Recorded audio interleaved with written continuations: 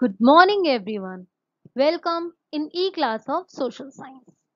Children, today in this video, we will continue chapter number 3 in civics, that is state government. In this video, we will continue the discussion about state legislature, legislative council, legislative assembly, from bill to act. State functionaries like governor, chief minister, council of minister, civil services and the advocate general. First of all, know what is state legislature. Children, just as we have a house of the people or the Lok Sabha at the national level, तो इसी तरह से state level पर भी peoples house होता है which is known as legislative assembly और विधानसभा. Those people who are working here, they are known as MLAs, member of legislative assembly, and they are elected by the people of the state. In addition to legislative assembly, some state also have another house just similar to राज्य सभा. जैसे कि राज्य सभा national level पर work करता है, उसी तरह से राज्यसभा की तरह दूसरा हाउस होता है जो स्टेट लेवल पर वर्क करता है, and it is called the legislative council और the Vidhan Parishad. Children, Vidhan Parishad is known as the upper house and legislature that have both the legislative assembly and legislative council. मतलब वो स्टेट, वो प्रोविंस जहां पर दोनों ही हाउसेज होते हैं, विधान परिषद और विधानसभा, वो स्टेट कहलाता है bicameral. Okay, and those state जहां पर केवल लेजिस्लेटिव असेंबली होती है, बेटा एक बात ध्यान रखिए, लेजिस्लेटिव असेंबली जो है वो हर स्टेट में होती है. ठीक है, जरूरी नहीं कि लेजिस्लेटिव काउंसिल हर स्टेट में हो, but legislative assembly her state में होती है. एंड दोज स्टेट जहां केवल लेजिस्लेटिव असेंबली होती है, that is known as unicameral. Some states which have unicameral legislatures, those are like Andhra Pradesh, Bihar, Jammu Kashmir, Karnataka. ये वो स्टेट्स हैं जो कि यूनिकैमरल है. Legislative Council. Children, the State Legislative Council is the upper house in those states of India that have a bicameral state legislature, and the lower house being the State Legislative Assembly. Its establishment is defined in Article 169 of the Constitution of India. हमारी constitution के 169th article में legislative council के बारे में बात की. The main work of, or we can say the main functions of the Legislative Council, including enhancing laws, approving public expenditure, and monitoring the work of the government. The powers and functions of the Legislative Council are specified in Article 73.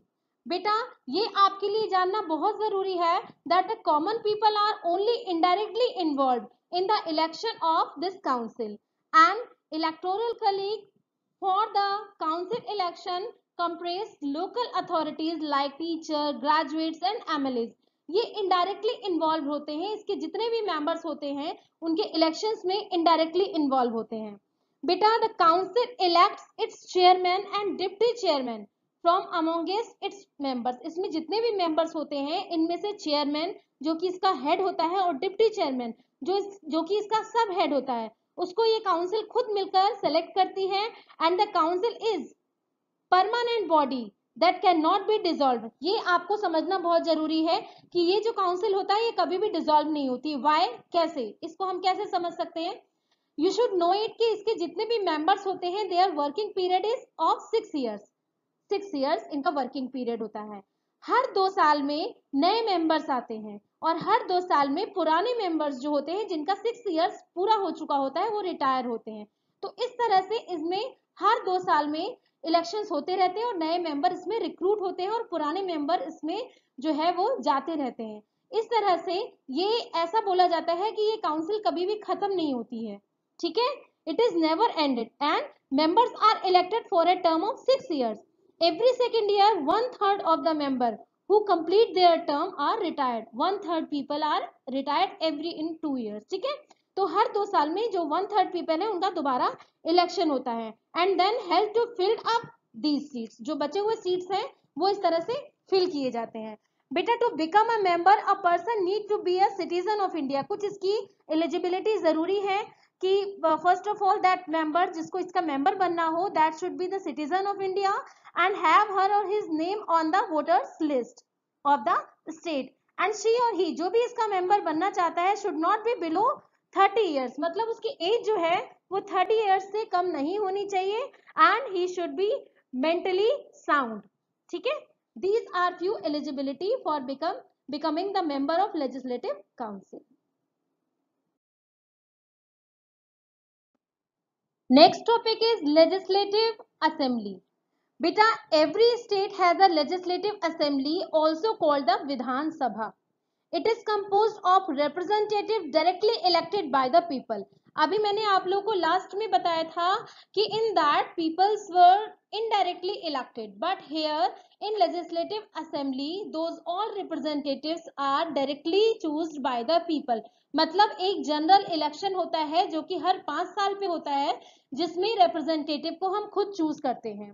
State with a large population will have populately large assembly, ठीक है, जिसमें ज्यादा population होती है वहां members ज्यादा होते हैं, जबकि जिसमें कम पॉपुलेशन होती है, जिन स्टेट्स में लाइक सिक्किम, तो वहां पर कम पॉपुलेशन की वजह से कम मेंबर्स होते हैं। ठीक है, मींस यहाँ जितने भी मेंबर्स होते हैं they are according to the population of that particular state, और the constitution has set a upper and lower limit for the number of seats in a legislative assembly, and accordingly it cannot be more than 500 or less than 60, मतलब 500 से ज्यादा seats नहीं हो सकती और 60 से कम नहीं हो सकती।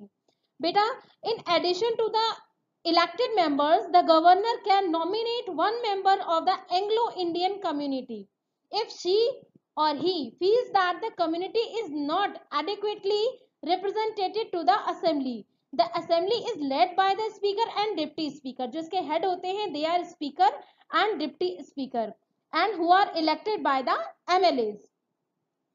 Children, the members of legislative assemblies are elected directly by the people.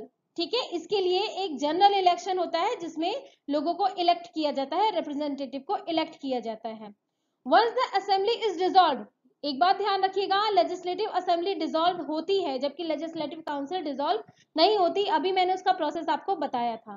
तो लेजिस्लेटिव काउंसिल के डिसॉल्व होने के बाद the election commission announce the programme for general election to the state assembly, and political parties field their candidates, there may also be some independent candidates. ठीक है, and the election campaign begin it very constantly, जैसा कि हम लोगों ने अभी पढ़ा भी था। ठीक है, जो मैंने आप लोगों को इलेक्शन सिंबल बताया था, इलेक्शन के बारे में बताया था, तो मैंने आप लोगों को उसमें इलेक्शन कमीशन के बारे में भी समझाया था। When who can be the elected, कौन इसमें मेंबर बन सकते हैं, असेंबली लेजिस्लेटिव असेंबली के मेंबर्स कैसे बन सकते हैं। तो द मेन क्वालिफिकेशंस और we can say the main eligibilities are a candidate contests the assembly elections of the state should be first of all a citizen of India और a voter in any constituency, मतलब किसी भी प्रदेश के राज्य में उसका नाम वोटर लिस्ट में होना चाहिए। नॉट लेस देन 25 ईयर्स, उसकी एज लिमिट जो है 25 ईयर्स से कम नहीं होनी चाहिए। And in case of a seat reserve for the scheduled caste and scheduled tribes, a member of any of those caste और ट्राइब्स, अगर कोई ऐसी जगह है या कोई ऐसा रिजर्व सीट है तो that member should be of that particular reserve seat. Our next topic is from bill to act. बेटा, in this topic we will know कि किसी भी स्टेट में एक्ट कैसे, यानी कोई भी नया नियम जो लीगल, जिसे हम कानून बोलते हैं, वो कैसे बनता है। बेटा, the process of making and passing laws is called legalisation, and house where this take place is known as the legislature. Our representative both at the central and the state, the MPs, MLCs and MLAs. ठीक है, are the people involve in law making process, किसी भी law को बनाने के लिए ये members जो होते हैं, MPs member of parliament, member of legislative council, MLCs and MLAs member of legislative assembly, ये सब मिलकर लॉ को पास करते हैं। So they are called legislatures. ठीक है, the laws for the whole nation are enhanced in the parliament, parliament में ही ये लॉ जो है वो पास किया जाता है। Similarly the law applicable only in the particular state are enhanced in the legislature of the state. जिस तरह से किसी देश को बनाने के लिए सेंट्रल लॉ पास किया जाता है पार्लियामेंट में, उसी तरह से किसी राज्य के यानी स्टेट के लॉ को बनाने के लिए ये लेजिस्लेचर में पास किया जाता है। What are the steps involved in this process? A bill और the draft of a proposed law is introduced either in the legislative assembly और काउंसिल, मतलब दोनों ही हाउसेज में से कहीं भी इस बारे में एक बिल को, एक ड्राफ्ट को पास किया जाता है, मतलब इस पर डिस्कशन होता है। Each and every member use to discuss on it, और वहां के सभी लोग मिलकर इसको पास करते हैं। जब एक हाउस में ये पास हो जाता है, मतलब सपोज करो अगर कोई ड्राफ्ट लेजिस्लेटिव असेंबली में गया है, तो इफ दैट ड्राफ्ट और bill is passed in that legislative assembly, तो उसके बाद ये लेजिस्लेटिव काउंसिल में जाएगा यानी दूसरे हाउस में जाएगा, वहां पर भी इस पे डिस्कशन होगा and then it will be passed there. After it if the bill is passed it is sent to the governor for approval. Same यही प्रोसेस हमारे लोकसभा और राज्यसभा में होता है। अगर सेंट्रल लेवल पर कोई बिल पास किया जाता है तो लोकसभा और राज्यसभा दोनों ही जगहों पर इस पर डिस्कशन होता है और फिर उसको लास्टली कौन पास करता है? President. Same it is happening with our state कि जब ये पहले लेजिस्लेटिव काउंसिल या लेजिस्लेटिव असेंबली दोनों में से किसी एक हाउस में डिस्कशन होता है, देन दूसरे हाउस में डिस्कशन होता है, दोनों ही जगह जब ये बिल पास हो जाता है then it goes to governor for approval and then after the signature of governor it becomes an act only after governor sign. So it was the process and there are various types of bills like money bill and financial bill. So बहुत सारे bills होते हैं जिसको approve कराया जाता है governor से, उसके बाद ही ये एक्ट बन सकता है, उसके बाद ही ये बिल जो है वो पास होता है।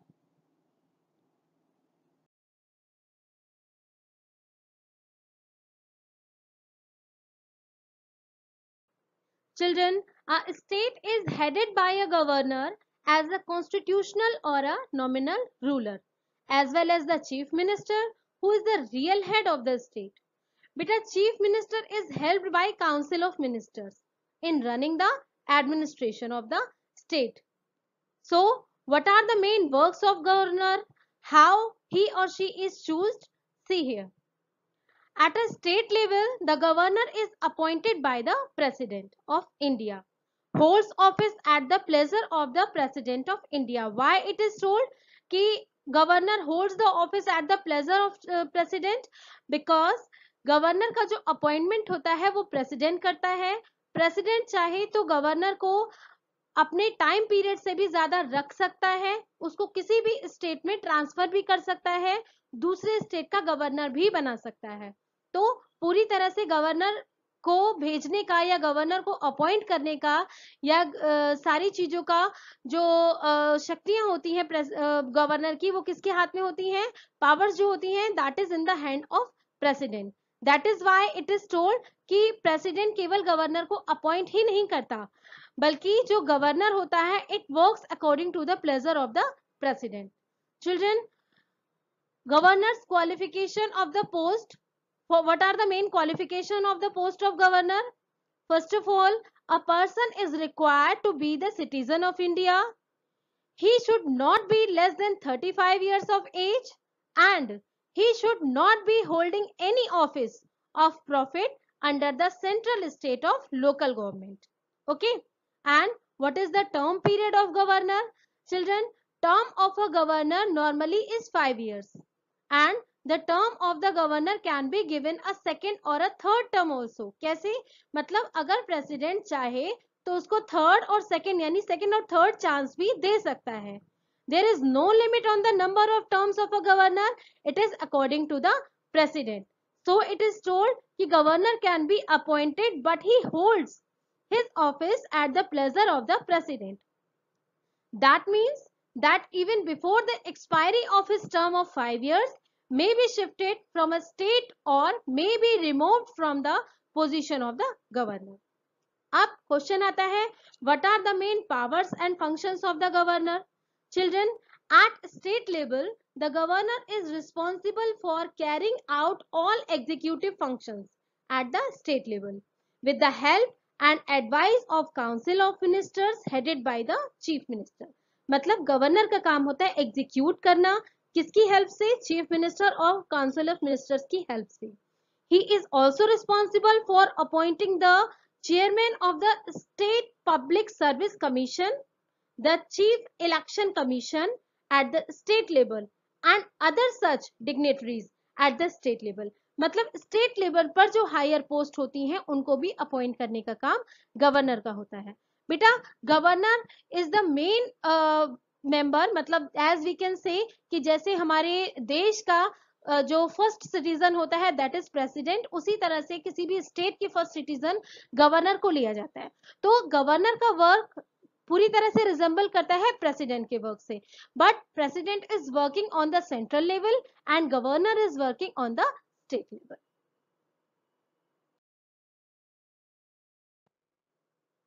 Chief Minister. Children, Chief Minister is the real head at the state level. Governor is the nominal head. Why Chief Minister is called the real head? Because he is the representative and he is directly chosen by the common people in general election. Children, Chief Minister is appointed by the governor at the state level. The governor appoints chief minister as to invite the leaders of the majority party. बेटा chief minister का term period जो होता है that is of 5 years, but he holds his office if he has the confidence of the house and is able to run the government, that the governor of the state be dismiss the chief minister. ठीक है, chief minister is appointed as to form the council of minister. So the first work of the chief minister is to constitute his ministry.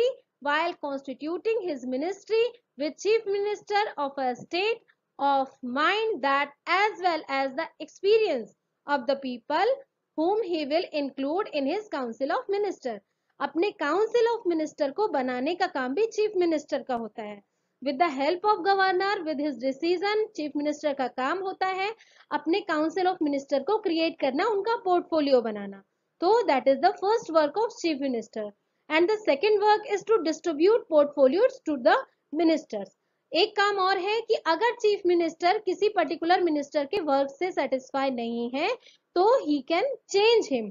ठीक है, इन state level.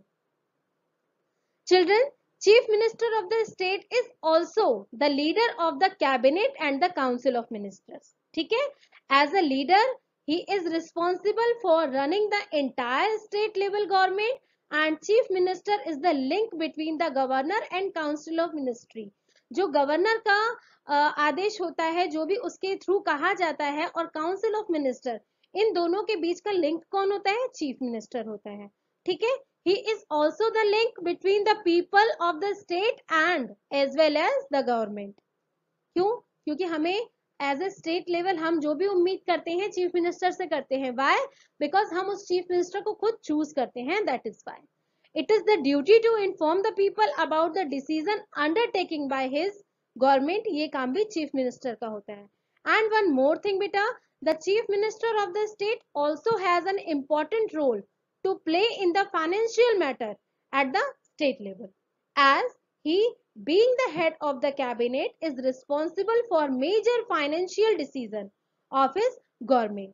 बेटा one more thing, that जो chief minister होता है, a citizen of India should be a member of the state legislature. ठीक है, and person is elected chief minister who is not a member of legislature, then he or she must take sign from governor of 25 years of age or more. बेटा a chief minister is elected head of the government or each state at about of 29 and sometime a union territory also.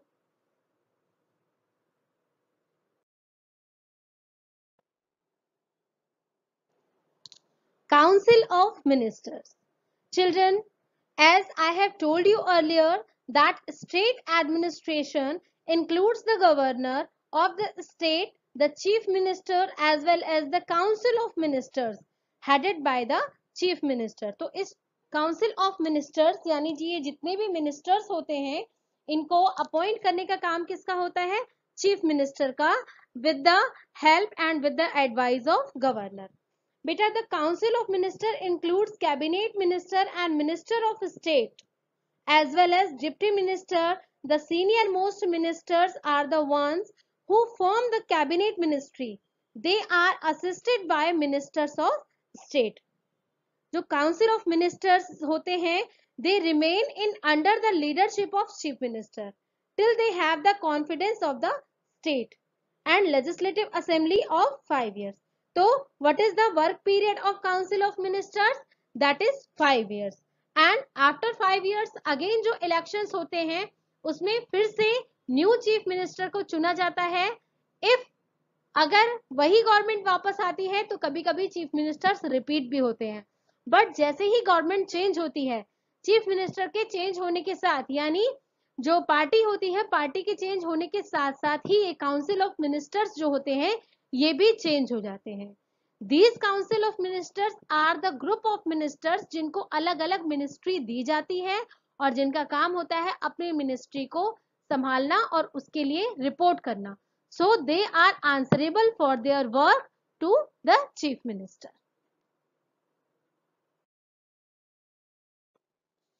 Civil services. Children, the decision of the ministers are actually executed by officers of the civil services. So beta, after making the rules and regulations, जब उसको implement करने की बारी आती है तो ये काम कौन देखता है? Civil services. They are the one who run the administration at the state level.